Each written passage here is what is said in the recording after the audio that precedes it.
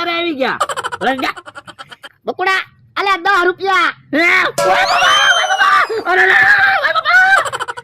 બકુલભાઈ તો હસન ગાંડા થઈ ગયા હો, પૈસા ભાળીને ભાગી ગયા.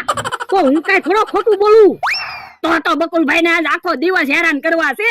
ભોળા દાદા મેં તમને કીધું તું બકુલભાઈ પૈસા થી બીવે તોય તમે પૈસા દેખાડ્યા. આ તો બકુડાએ અમને બહુ હેરાન કર્યા, હું તો બકુડાને હેરાન કરવાનો છું.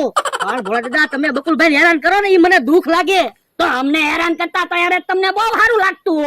હા ઈ હાસુ જેને વીતે એને ખબર પડે. તમે તો કઈ બોલતા જ નહીં. હે બકુડો આવે છે, હમણાં હોની નોટ દેખાડું. હા ઈ ભોળા દાદા બેઠા છે ને? હા બેઠો. અલા બકુડો 100 રૂપિયા.